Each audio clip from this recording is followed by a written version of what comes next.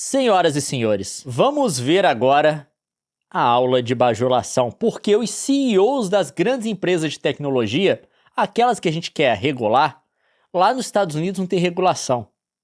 Lá nos Estados Unidos tem demanda de bajulação, porque eles fizeram uma reunião com o Trump agora e todos têm que elogiar o Trump, obviamente. Acompanhe comigo. Mark, would you like to say a few words about the company? Well, thanks for hosting us. I mean, this is quite a group to get together. Thank you, Mr. President. It's a great honor to work here at the White House and to work for you. Very grateful for your administration's support. We look forward to working together, and thanks for your leadership. We're so grateful for that support. Thank you so much, obviously, for bringing us all together and the policies that you have put in place. Thank you very much. And also, I wanted to thank Madam First Lady for hosting. I want to thank you for including me this evening. It's incredible to be among everyone here, particularly you and the First Lady. I also want to thank you for helping American companies around the world. I want to thank the First Lady for focusing on education. First of all, to echo the comments of Tim and others, thank you so much for getting us all together, and thank you for being such a pro-business, pro-innovation president. Thank you. Thank you for everything you're doing. Thank you for incredible leadership, including getting this group together. Thank you, Bill. That was very nice. Cara, que vergonha. Essa coisa alheia. sofrível que vocês acabaram de ver foi o início de uma reunião, pelo menos a parte pública dela, de um jantar que o Trump fez com CEOs de empresas de tecnologia dos Estados Unidos. A CEO de empresa, e ali a gente viu outras figuras também, como Bill Gates, que não está necessariamente ligado agora à indústria de tecnologia, né? Porém, é uma pessoa que está ali porque tem interesses bem específicos, e eu acho que eu entendo por que o Bill Gates está ali. E um assunto sobre o qual a galera está comentando também dessa reunião, que teve esse preâmbulo de bajulamento e bajulação que vocês viram, é esse daqui, que foi: o Zuckerberg foi pego no momento de hot mic, que eles chamam, quando as pessoas acham que o microfone está desligado, mas o áudio vaza de uma conversa delas umas com as outras. Zuckerberg flagrado em momento revelador no microfone durante jantar na Casa Branca. Depois que Mark Zuckerberg disse ao presidente que a Meta investiria 600 bilhões até 2028, o CEO confessou ao presidente que não tinha certeza de qual número Trump queria investir. Tipo assim, aparentemente ele tinha conversado sobre isso antes, ele foi pego de surpresa, ele não sabia que número que ele queria, que o presidente queria que ele dissesse, e ele soltou uns 600 bilhões. Soltou, assim, 600 bi. Eu vou investir 600 bi. Tirou do sovaco. A gente não sabe de onde veio esse cálculo, tá? E o que eles estão discutindo em backstage. Mas a gente sabe que desde o início do mandato do Trump, teve de fato uma aproximação dele com o Zuckerberg, que ele já recebeu o Zuckerberg no Salão Oval. E também teve aquela doação do Zuckerberg de $1 milhão para a cerimônia de posse do Trump, né?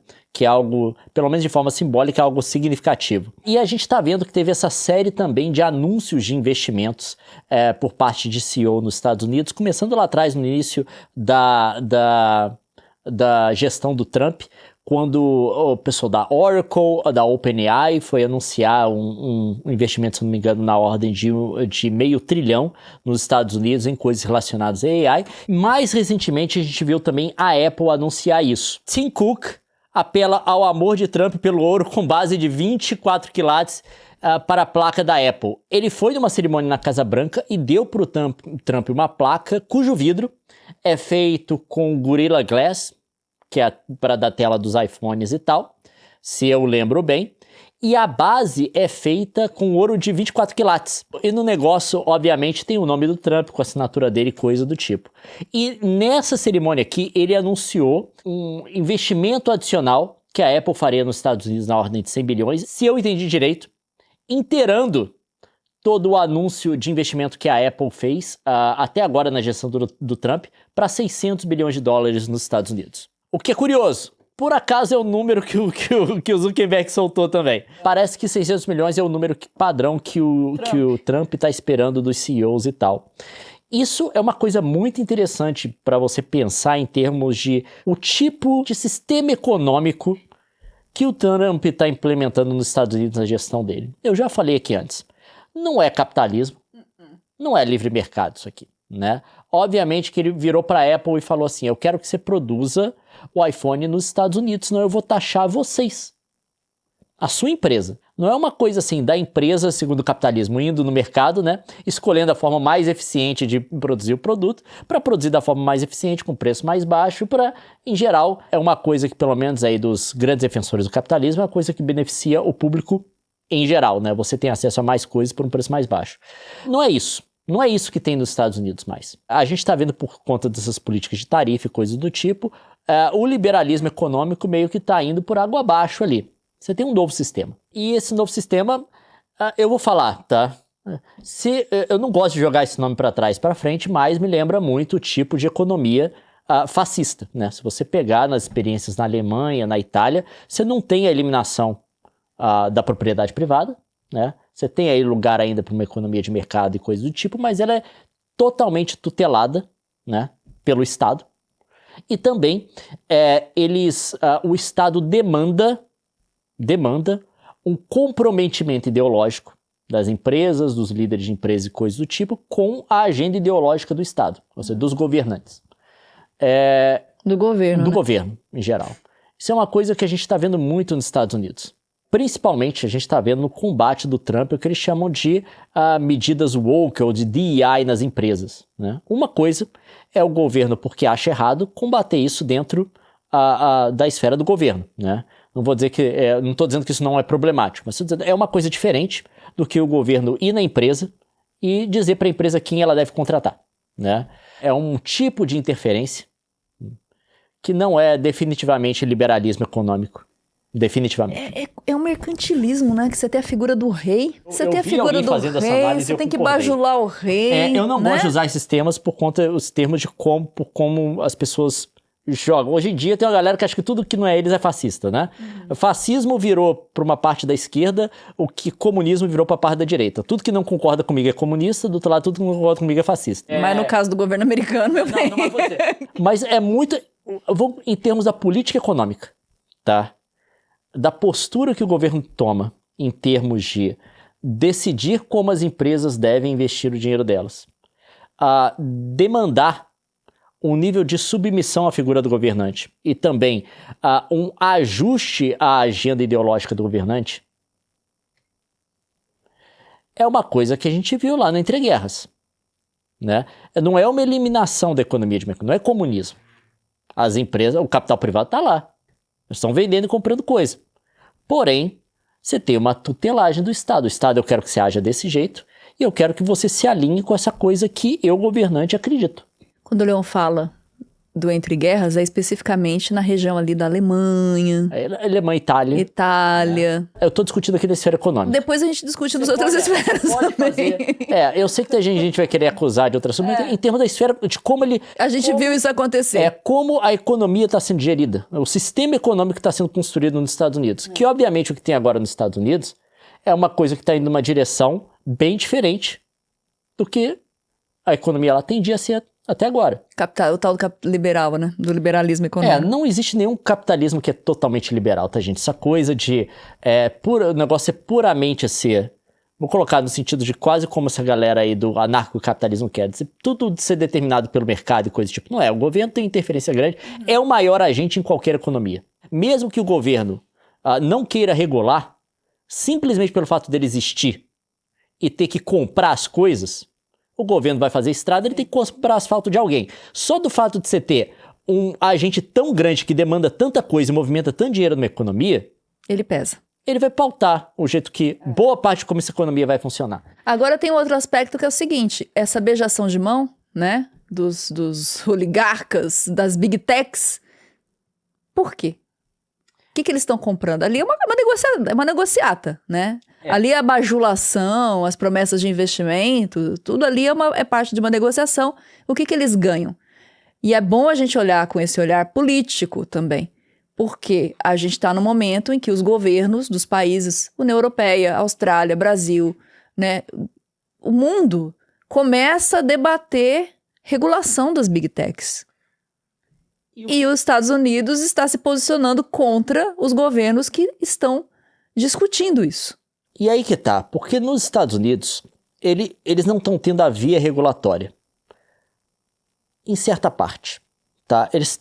O governo americano está agindo contra essas grandes empresas de tecnologia. Teve o caso agora do Google, né? Que ele foi condenado por monopólio.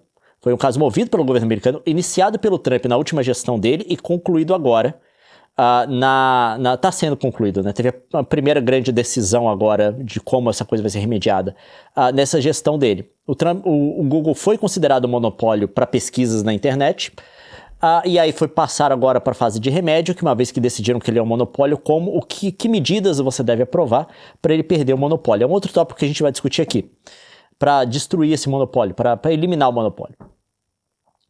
E a decisão do juiz foi extremamente benéfica para o Google. O Google levou basicamente um tapa na mão, perto do que o governo americano estava pedindo. Porém, o governo americano pode recorrer. Vai recorrer? Aí que você entende o porquê da bajulação, o poder do governo americano em cima dessas empresas, né? E o porquê dessa bajulação toda. Para o Google, principalmente. Eu acho que o caso ali do Bill Gates talvez tenha uma leitura um pouco diferente. Eu vou falar qual que é a minha opinião, embora eu não tenha certeza disso. Pra mim foi uma surpresa ver ele depois dele brigar com o Elon Musk. O Bill Gates não tá mais gerindo nenhuma grande empresa de tecnologia. Ele não tá envolvido mais com a administração da Microsoft, coisa tipo. Ele tá basicamente aposentado cuidando da fundação dele. Obviamente que ele tem os investimentos dele, que ele é bilionário. Porém, vocês entenderam. A questão é, os Estados Unidos está regulando essas empresas? Em certo sentido tá. Só que lá o caminho é diferente. O caminho que eles estão adotando não é o caminho legislativo, no sentido do Trump mandar a lei para o Congresso dizendo que as empresas têm que fazer, né? O que ele está fazendo ali é um sistema de vassalagem. Basicamente, ele está trazendo todas as empresas debaixo do braço para agir como ele quer, né? Ele está barganhando com essas empresas em todo momento, mas essa barganha é baseada em ameaças de coisas que ele pode fazer com o poder executivo, com decreto, né? Mais especificamente, uma das coisas que ele pode fazer direto, que aparentemente está sendo disputado agora em tribunal, só que não tem uma decisão definitiva sobre isso, é ameaçar coisas relacionadas a tarifas, tá? Porque ele pode fazer isso. Ele pode estragar muito para uma empresa de tecnologia, porque principalmente empresas, dependendo do tipo de produção que eles tiverem, boa parte disso está localizada em algum país estrangeiro, que pode sofrer uma taxação do Trump, e ter os negócios dessa empresa comprometidos. Mas ele fez ameaças diretas a empresas também. A gente não sabe como isso poderia ser operacionalizado do ponto de vista da lei, mas acho que o Trump não está preocupado com isso, quando ele ameaçou a Apple especificamente. Como é que um presidente pode taxar, né, uma empresa do próprio país, né? Uma empresa de acordo com o que ele quer? Ele está taxando o país agora porque é uma interpretação meio criativa que eles fizeram dos poderes de emergência que o governo tem. Criativa é ótimo. A gente já falou aqui, toda a argumentação deles é que o governo pode usar esses mecanismos tarifários, alfandegários, outras coisas e tal, em caso de emergência. Aí ele está dizendo que o fato dos países terem déficit, os Estados Unidos ter um déficit comercial com esses países, é uma emergência. Então, a tarifa está justificada. Ele pode, porque ele quer. Ele pode tarifar com poder de emergência sem ter que passar pelo Congresso. Mas ele ameaçou também a Apple. Isso eu não sei como isso pode ser operacionalizado pela lei. Mas eu acho que nenhuma das empresas vai pagar para ver. Estão pagando em bajulação para não ver, né? Então a gente está vendo a formação desse sistema econômico que vai funcionar quase como um sistema de vassalagem. Suzeranagem total. Dessas empresas de tecnologia com o presidente. É um sistema regulatório? Obviamente.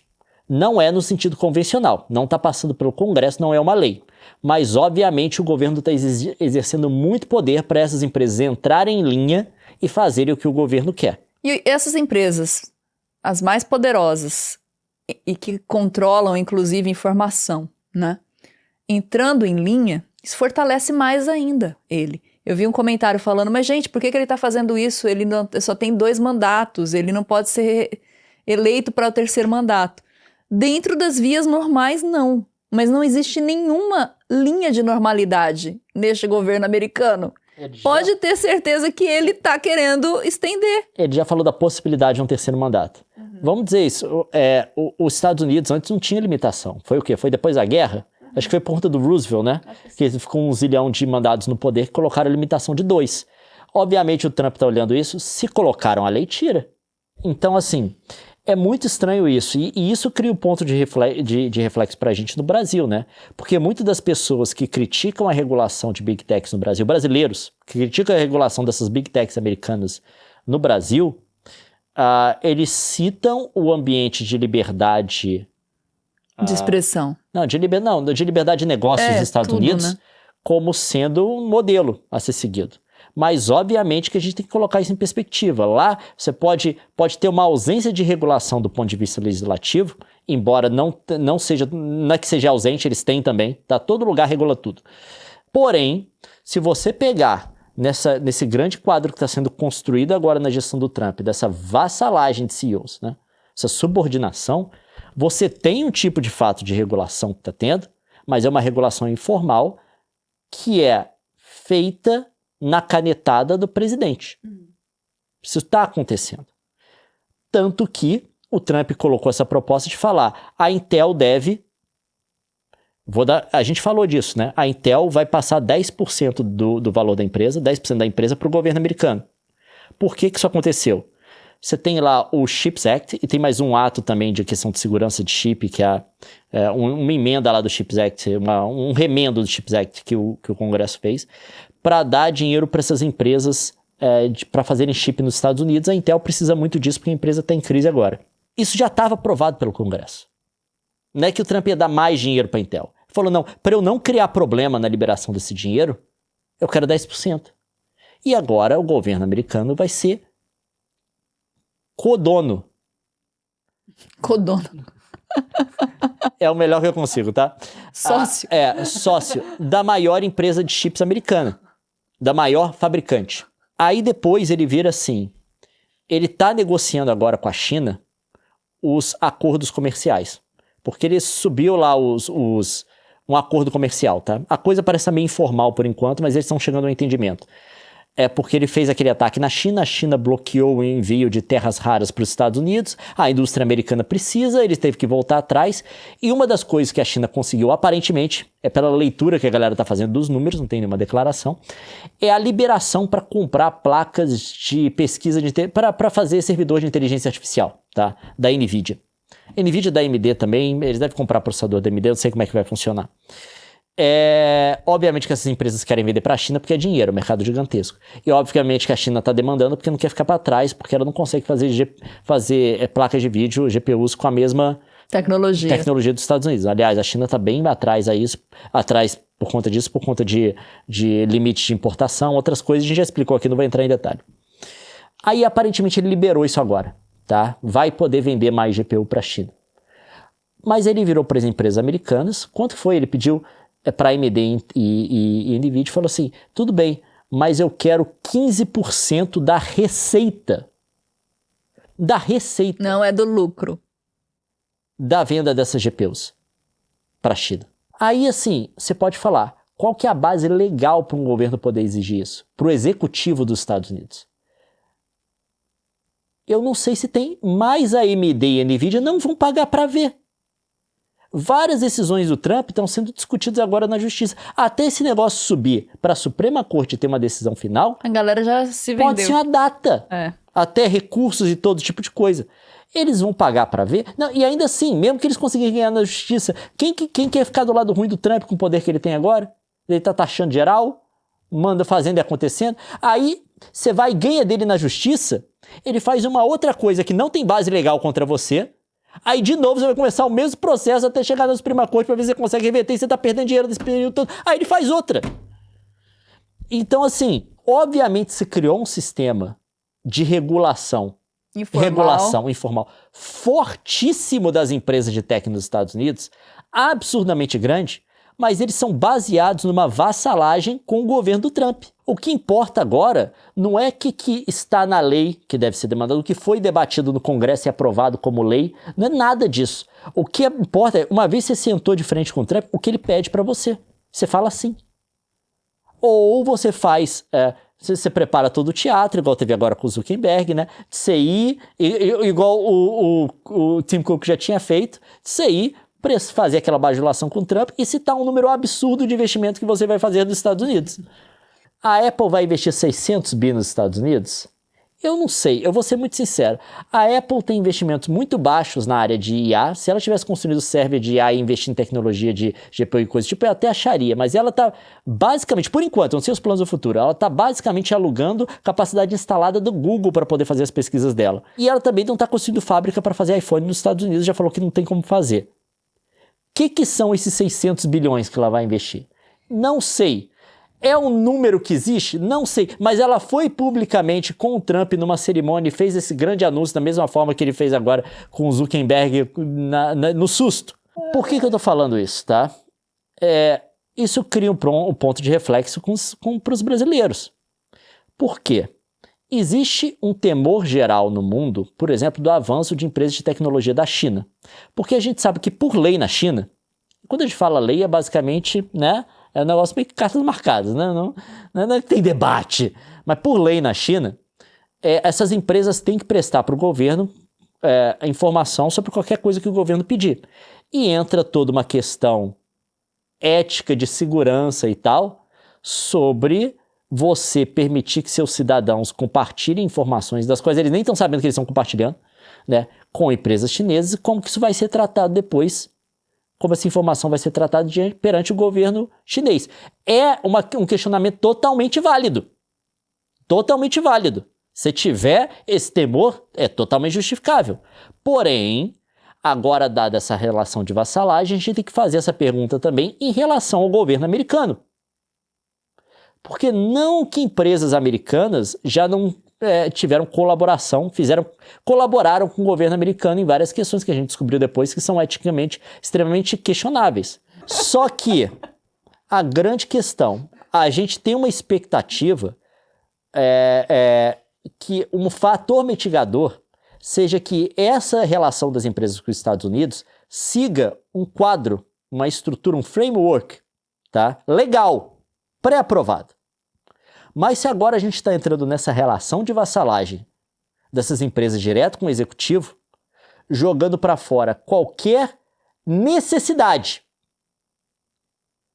de um quadro legal intermediando, gerindo, né, criando os padrões para essa relação, agora a gente tem que começar a questionar também a segurança dos nossos dados, as nossas informações pessoais, já tava, questões né? éticas e coisas tipo. Ainda mais, da mesma forma que a gente questiona da China, é esse ponto que eu quero chegar, não que você não deveria ter feito antes, mas da mesma forma que a gente faz a China, a gente tem que começar a fazer também em relação ao governo americano. Ai, gente, não, e vocês são hipócritas que vocês estão no YouTube. Exatamente, mas não tem como sair, porque você viu que tava todo mundo lá? Você viu que tava todo mundo lá? Não, gente, é o Você seguinte... não vive sem quem tava lá. Não tem como ir pra caverna. Não tem. É muito difícil você viver sem esses serviços. Daí o ponto, eu falo, não é pra proibir. O meu ponto é regular. Se tivesse regulações sensatas que davam a segurança dos seus dados e várias outras coisas para você, né? Várias seguranças para você usar esse produto, não tinha problema. O problema mora na dúvida e na insegurança. Não, eu não tenho dúvida nenhuma de que seremos mercadoria nessa relação. Não, a questão não é essa. A insegurança, na dúvida, tá na dúvida de quando isso vai acontecer. Mas eu acho que já tá rolando. Eu não tenho dúvida nenhuma. Aquela beijação de mão, os caras, sabe, os caras se curvaram ali. Ali, metaforicamente, foi uma beijoquinha nos pés. Foi uma lambidinha no dedão do Trump. Foi isso que aconteceu ali, gente. Estamos nos curvando, estamos reverenciando, estamos sendo vassalos aqui. Aquilo foi de uma vergonha alheia, né? E o que o Bill Gates estava fazendo lá, Leon?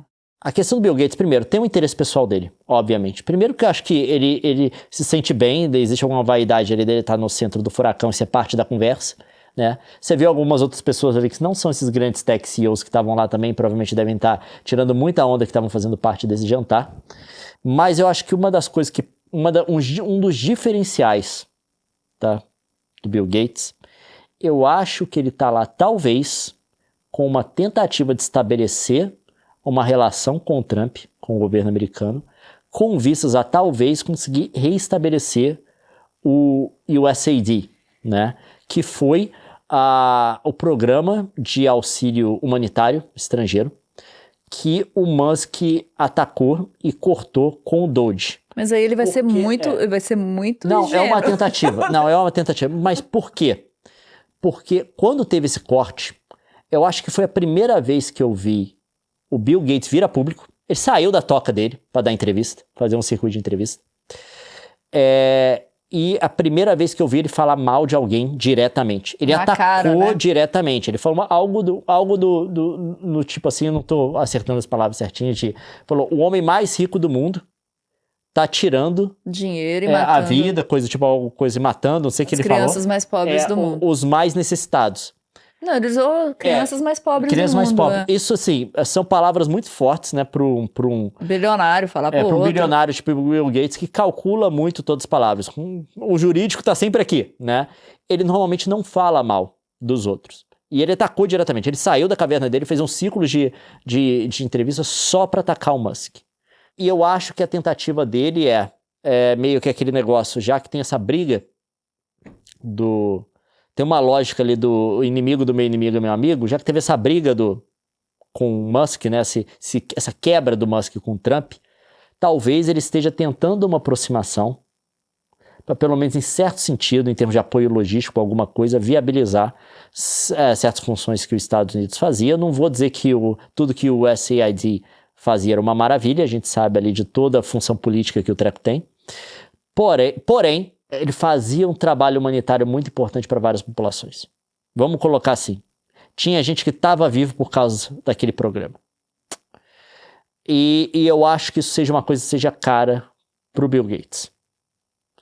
Talvez seja isso. E também não tem porquê, uma vez que ele recebeu o convite, né, ficar do lado negativo do governo Trump, principalmente com tudo de ruim que pode, de todas as ameaças que podem acontecer. Todo o negócio deles é que, apesar deles terem pessoalmente uma orientação, que eu acredito, tá? Uma orientação política, liberal, né?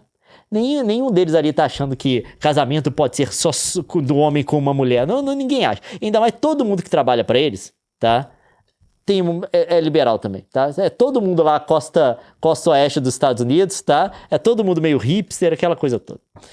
E obviamente eles não querem deixar todo mundo, os funcionários deles, desgostosos do tipo de gestão que eles estão fazendo. Não totalmente. É uma corda bamba que os caras têm que andar. Pessoalmente. Mas tem que lembrar, quando você chega do nível da corporação, corporações são amorais. A única coisa na qual elas estão interessadas é proteger o lucro. E aumentar, se possível. Olha, cara. Então, quando o Trump vira uma ameaça, obviamente eles vão querer estar do lado bom dele, né? Do lado de favor dele. O que a gente pode fazer, de fato, é chorar. Para se proteger desse tipo de coisa, porque a gente não vai parar de usar esses serviços, eles são essenciais para a vida hoje em dia, né? E eu também não acho que a gente tem que tomar o caminho da China de banir tudo, né, e criar soluções nacionais. Eu não acho que isso seja bom e seja viável, ainda mais no caso do Brasil. Eu acho que a grande coisa, né? É organizar a resistência. Não, Nelson. A grande coisa é a regulação. É a regulação. Como isso vai ser feito? No Brasil não vai ser feito bem, com certeza, por conta do Congresso que a gente tem. Mesmo com todo o processo de debate público, coisa do tipo. Porém, vai ser sempre melhor que nada, né? Eu acho que a gente precisa de regulações para garantir, primeiro, a privacidade dos dados brasileiros.